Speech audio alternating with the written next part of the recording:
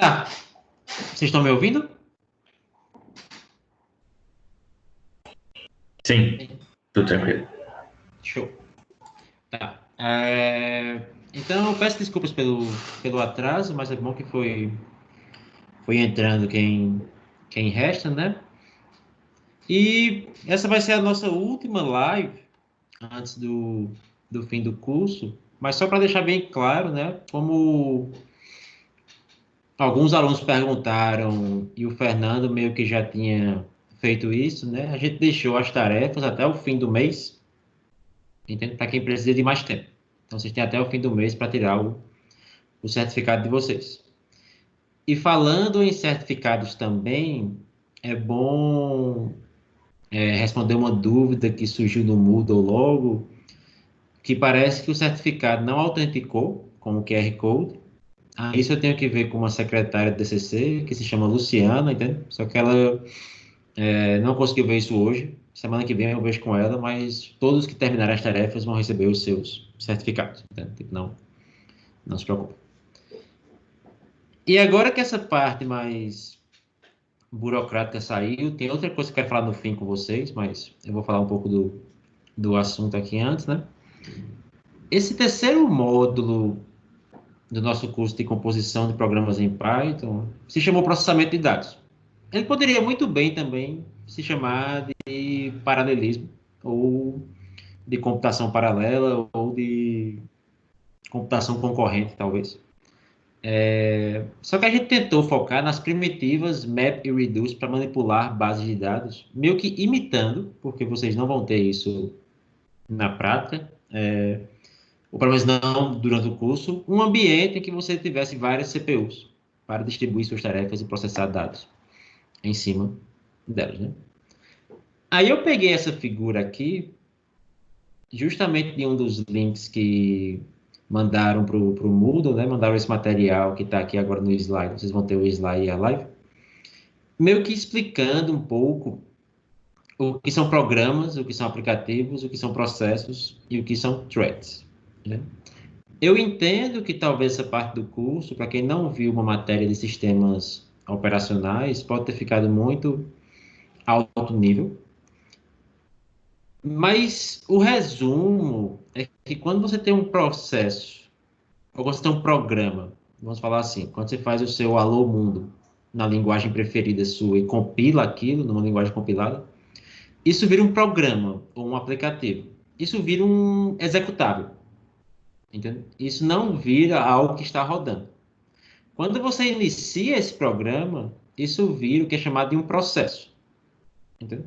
Então, o seu código-fonte é o programa. Você pode ter programa Firefox e Spotify, ou Python também é um programa, entendeu? E quando você executa esse programa, quando você dá o seu double click nele, ou chama a linha de comando, isso vira um processo. Um processo é uma sequência de instruções em código de máquina, junto com o espaço de memória alocado, pilha e heap,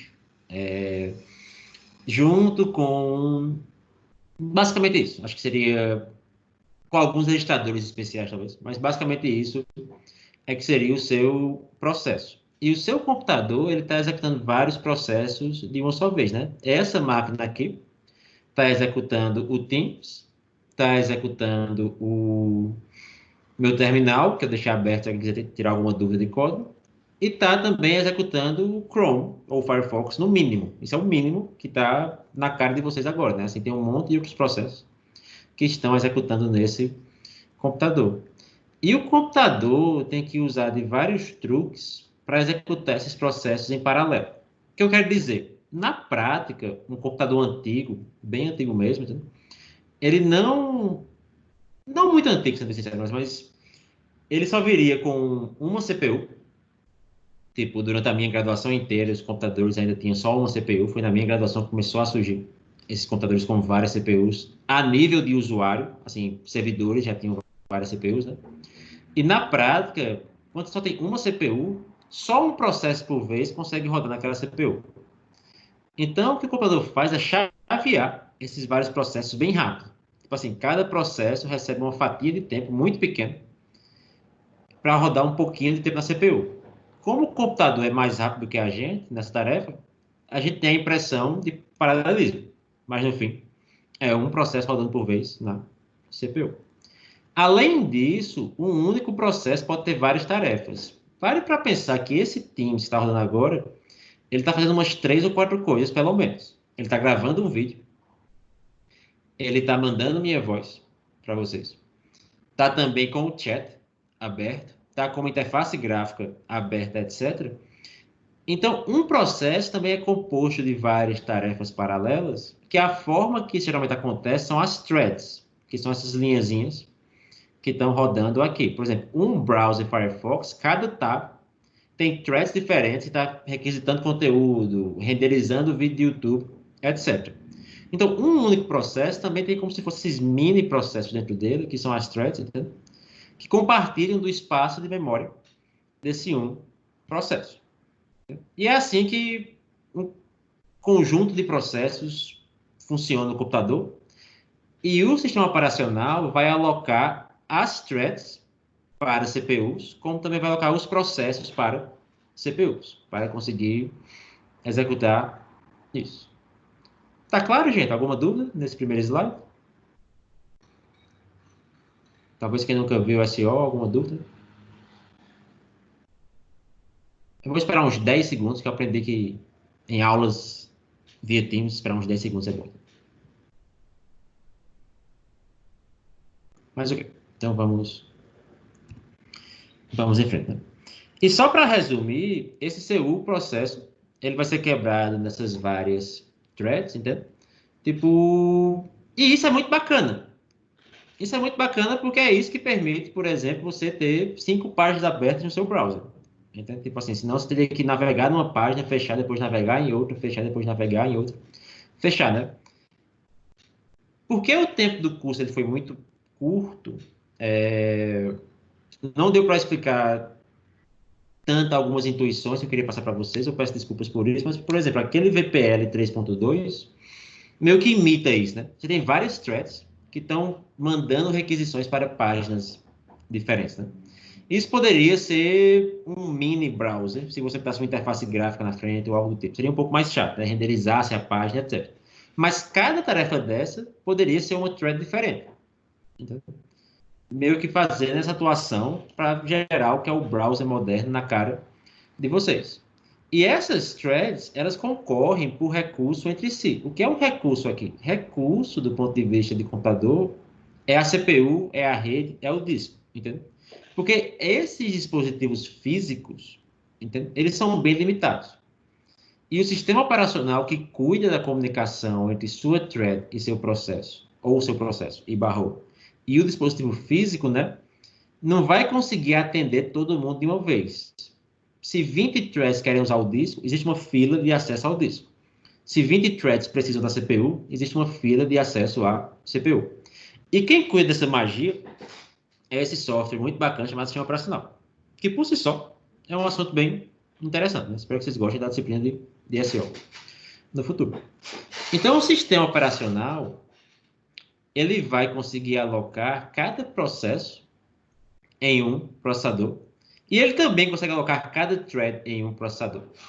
Então, se você pega, por exemplo, um programa em C++, um programa em C, ou em Java, ou em Rust, ou em qualquer outra linguagem que não tenha o danado do GUI, entende? Que é basicamente só Python, e eu vou explicar um pouco mais o GUI já já, entende?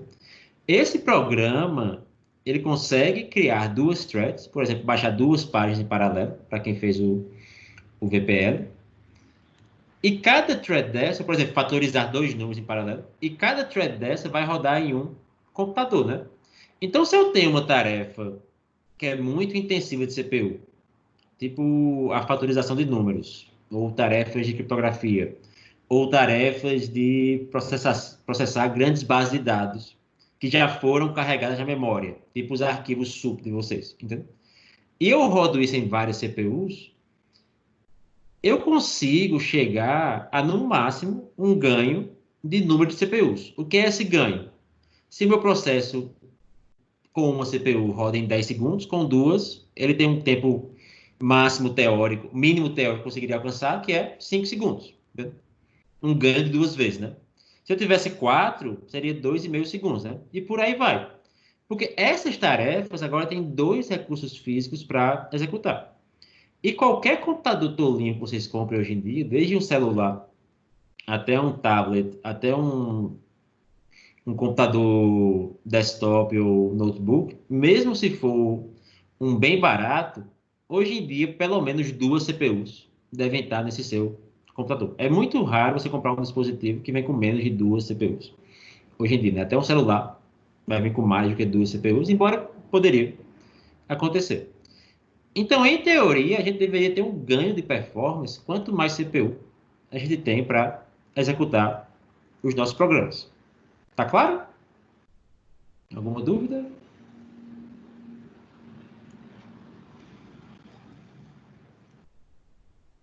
Então, ok. Fim do curso, todo mundo está mais cansado, mas vamos em frente. Só que o Guild Python, que foi a forma que eu decidi meio que começar esse assunto, e eu entendo se ficou um pouco complicado para alguns, porque talvez vocês nem ouviram falar de threads, né? O Guild Python, que é esse tal de Global Interpreter Lock, ele não deixa o seu programa Python usar 2 CPUs.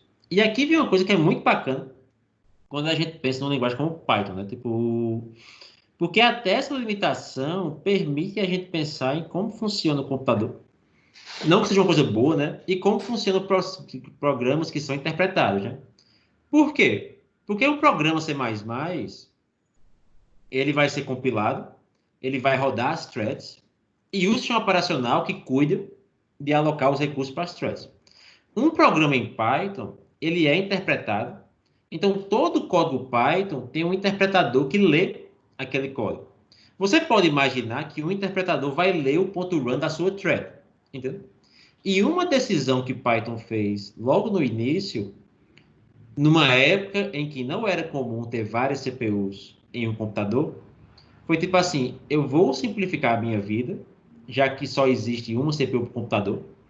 O criador de Python lá não conseguiu talvez pensar um pouco no futuro em multi-CPUs. E eu não vou permitir que o meu interpretador Python, que é um programa, execute mais de uma CPU por vez, para deixar o meu código mais simples. Entendeu? Então, na prática, se eu crio 2 threads em Python, para deixar o código, que código? O código do interpretador Python, que é outro programa, entendeu? Não o seu código. Então, na prática, se você roda 2 threads em Python e o processador tenta alocar as duas para 2 CPUs, o GUI, que deveria ter uma figura aqui que sumiu, entendeu? Mas o GUI vai barrar essa ação, entendeu? Não vai deixar que essa ação rode. Isso não quer dizer, na prática, que não existe paralelismo em Python. Durante o curso, vocês viram esse exemplo do contador, né? Que quando você roda esse código, e só lembrando o que é esse código aqui, entendeu? Então, nesse código eu tenho várias threads, cada uma meio que somando um contadorzinho. Isso não ocorre em sequência. Ocorre 1, 3, 2, 5, 7, 9, quando você vai meio que imprimindo isso, né? Por quê? Porque existe um paralelismo, mesmo para uma CPU apenas. E qual paralelismo é esse? Esse aqui do primeiro slide. Entende? Eu vou alocar uma thread para rodar. Depois de 5 segundos, por exemplo, que é um tempo muito menor do que isso, eu vou alocar outra thread para rodar. Mas só porque eu aloquei a 1 primeiro, não quer dizer que a próxima é a 2. A próxima pode ser a 5, pode ser a 9, pode ser a 15, né?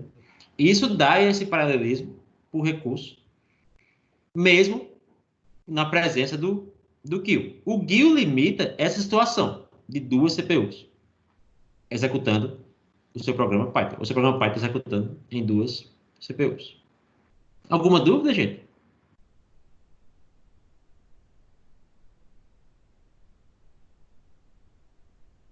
Ok. Então, esse aqui foi o exemplo do curso, né? Então, quando é que você deve usar threads em Python? Tipo, se você lembra do, do primeiro slide, que eu acabei de revisar ele, né? E se você lembra do que eu falei ainda agora, não existe só um recurso no seu computador. Existem vários. Tipo, tem a CPU e tem a rede, tem o disco, etc. Então, um programa em Python que faz tarefas intensivas de entrada e saída, tipo o crawler, que foi o VPL2, em algum momento a thread 1 vai querer executar, vai querer baixar uma página da rede, e quando a thread 1 quer baixar uma página da rede, ela não vai ocupar mais CPU, ela vai para a rede. Isso é uma simplificação, gente, aqui é uma abstração. Assim, obviamente, tem várias coisas que acontecem no computador ao mesmo tempo. Mas você pode imaginar que nesse momento, essa thread, ela está precisando da rede. Ela não precisa mais de computar nada, fazer parte da página. E nesse momento, a segunda thread vai rodar. Então, existe paralelismo em Python, mesmo com a GIL, porque a GIL cuida de acesso à CPU para limitar condições de corrida. Entende? Então, o paralelismo existe quando a gente pensa em vários recursos. Então, tarefas que tem que usar vários recursos, disco, rede, etc., pode ser uma boa ideia usar threads. Mas aí vem esse problema, né? Tá, mas eu quero fatorizar dois números, né? Eu quero tentar quebrar uma senha com 20 CPUs. Como é que eu uso isso? Aí Python cria o multiprocessor. Só para esconder um pouco, acabar o exemplo, né? Nesse momento aqui, quando a thread 1 parou de ir para a rede, se tem alguém na CPU, essa thread não pode ir para a CPU, até a CPU ser liberada, entende? E isso ocorre, então, quando a thread 2 sair da CPU, é que a thread 1 pode rodar, e isso ocorre mesmo com o GIL. O GIL é uma coisa muito chata, mas ele foi feito para simplificar os programadores que fazem o interpretador Python, porque eles não se preocupam com condições de corridas dentro do interpretador Python. Só que isso afetou a vida de todo mundo, eventualmente. Aí, quando a thread 2 libera, é que a thread 1 vai rodar, mesmo se eu tiver duas CPUs. Alguém tirou dúvida? Flávio, Oi. não sei se você está acompanhando, teve uma pergunta aí no chat. Ah, no chat tá. Eu tô com dois computadores aqui, mas eu tava vendo a lista de... Tá. Professor, então, a thread em Python não seria útil para não desperdiçar o quantum do interpretador durante a chamada bloqueante de I/O. A thread de qualquer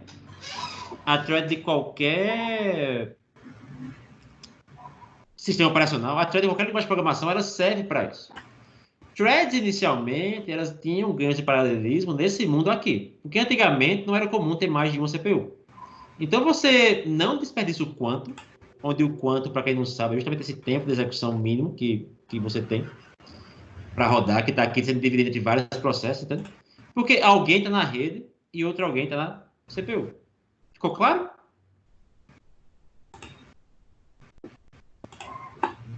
O Diego? Sim. Então, mais dúvidas, gente? Não? Então, ok. Assim, esse é o resumo, pegando um pouco o que aconteceu na aula, né? Quando vocês têm um processo que é multithreading, vocês têm um programa, desculpa, que precisa dividir recursos, ir muito para a rede, ir muito para o disco, ir muito para o banco de dados, multithreading é uma boa. Quando vocês têm um caso em que vocês precisam de várias tarefas executando em várias CPUs, fazendo contas, cálculos, renderizando coisas, renderizando um vídeo, etc., você usa em Python apenas multiprocessing. E multiprocessing também é uma ferramenta que ela é muito bonita, sabe? Tipo, porque tem vários truques que o SEO faz para simplificar a sua vida. O que é que Python faz quando você usa aquele process.pool? Ele vai criar vários processos Python, só que todos eles estão no mesmo canto. Entende? Então, todos eles estão executando no mesmo local naquele momento, né? E agora, cada um deles pode ir para um CPU diferente. Mas qual é o problema de multiprocessing? Compartilhar a memória é mais difícil. Não é impossível, mas é mais difícil. Toda a parte de compartilhamento de memória, a gente meio que tirou ela do curso por tempo mesmo. Mas dá para fazer todo um outro módulo só de locks, de condições de corrida, de semáforos, sem problema nenhum. É mais 1 hora e meia de curso, né? Foi mais uma decisão para manter o curso nessas 10 horas, né? Tipo assim, 3 horas por semana para vocês. Porque com o MapReduce, se você pensa funcional, você meio que consegue resolver os mesmos problemas sem se preocupar com os logs. Embora é mais difícil, a gente pensar de forma funcional, simplesmente porque a gente não treina assim na graduação, né? A gente treina muito mais o programação imperativa mesmo, né? E é isso, gente, que eu tenho de resumo. Vocês têm algumas dúvidas?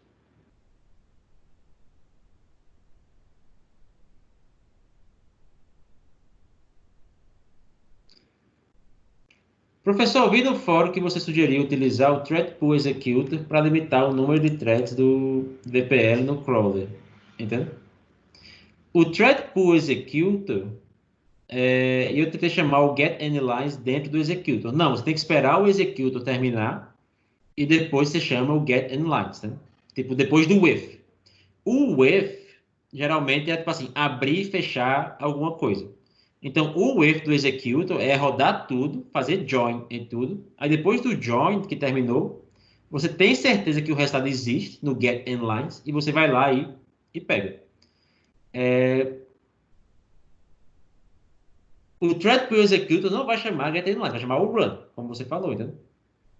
Para mim ficou confusa essa ideia do worker, que é uma thread pool executor. Tá, ficou mais claro. Tá bom. Então é um pouco isso. O executor vai chamar o run. Vai chamar o start, vai chamar o run. Quando ele terminar, todas as threads que disparou, foi feito o join, e você vai ter o get endlines lá. Vai ter um problema nessa solução. Agora que eu estou pensando que eu falei, ela vai ter um problema sim.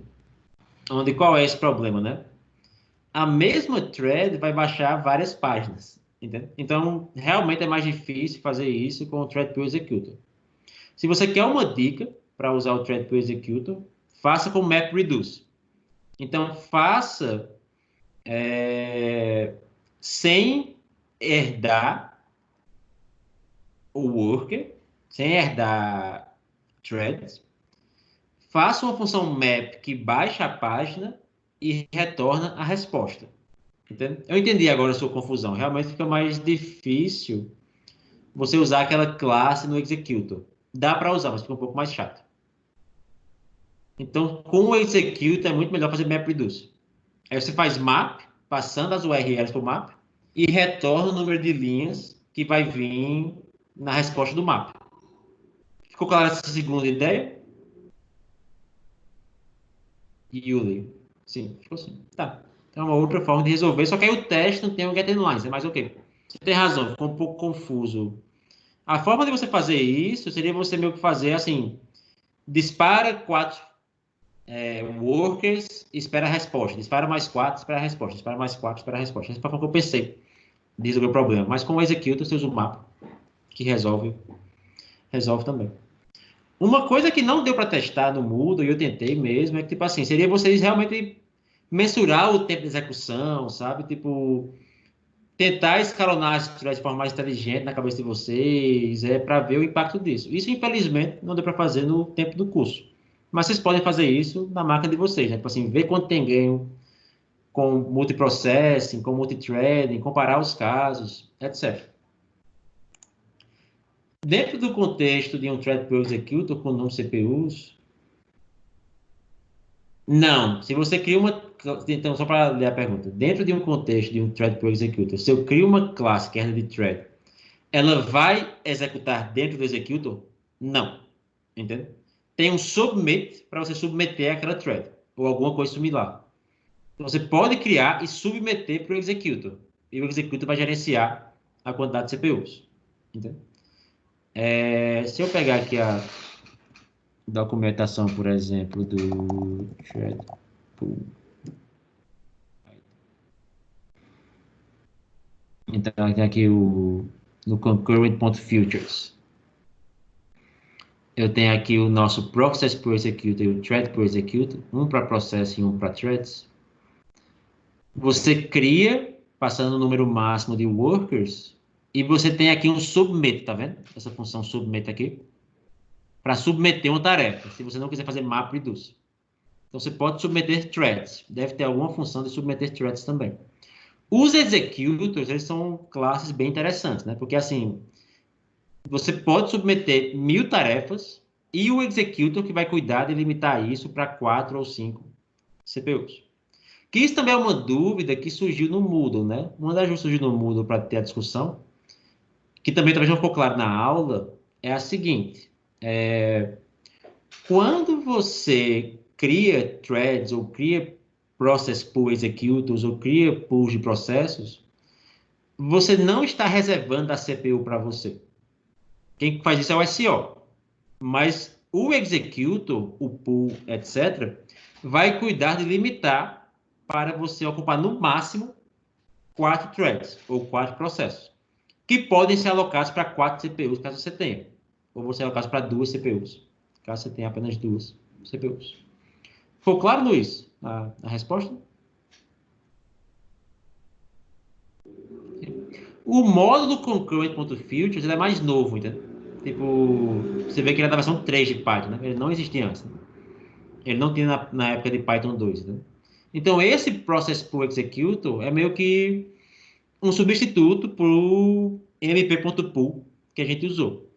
E quando você lê a documentação, a primeira coisa que tem é allows to sidestep the GUI, que é o Global Interpreter Law. Se vocês vão pegar uma lição dessa terceira parte do curso, é um pouco assim, como uma linguagem funcional paralela executada num SO é uma coisa complicada, sabe assim, às vezes. Tipo, e é por isso que existe o guild de Python, né? A gente tem que aprender a lidar com isso. Não é toda linguagem, não é toda assim, linguagem interpretada. Não é toda linguagem interpretada que vai ter esse problema, mas Python tem uma herança histórica gigantesca, entende? Python é mais velho que Java. Ninguém nunca conseguiu tirar esse GUI. A Google prometeu em 2010 que ia tirar o GUI, não tirou. Por quê? Porque multiprocessing é bom o suficiente, entende? Para vários problemas. Ah, mas eu tenho um problema que multiprocessing não é bom o suficiente. Aí Numba resolve. Então, as alternativas meio que limitam, ou melhor, permitem que a gente viva com o GUI. Embora é um problema grande em Python, esse GUI, ninguém nunca conseguiu remover ele, porque o código do interpretador Python já está tão complicado que remover o GUI seria uma reescrita muito grande. Isso é realmente uma dívida técnica, né? É um technical debt que vocês aprendem em PDS-2, quem é da FMG. Mais alguma dúvida?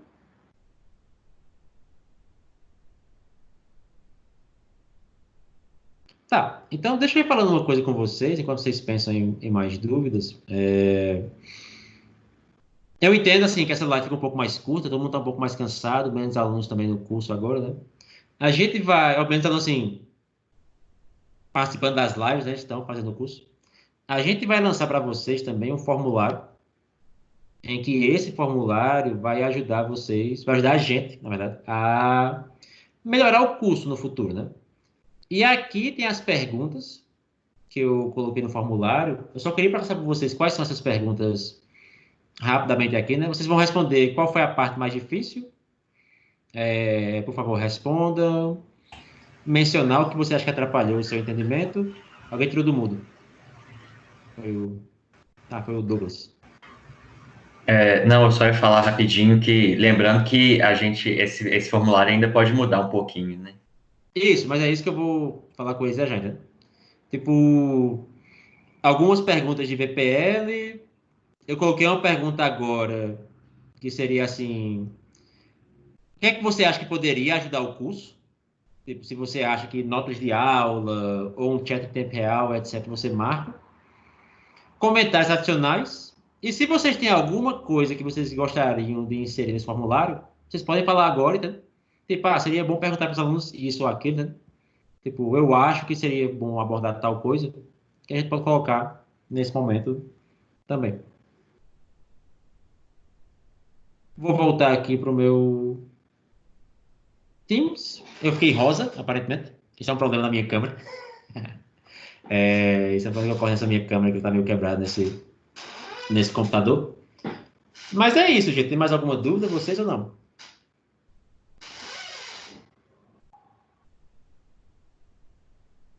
Não? Tá, então ok. Eu agradeço em nome do Fernando e do Douglas vocês terem participado do curso. Eu espero que foi interessante para todo mundo. Eu sei que ficou um pouco corrido algumas partes, mas foi meio que assim essa forma de trazer um conteúdo e também um curso de extensão para todo mundo, sabe? Tanto da graduação quanto de fora da graduação. E, bem, o Moodle vai ficar aberto até o dia 31. Façam as tarefas, peguem seus certificados. Quem é da UFMG, até breve, no semestre remoto. Quem não é da UFMG, até outra situação também. Podem mandar e-mails para a gente. Obrigado aí, gente. Show. Eu vou parar aqui o recording.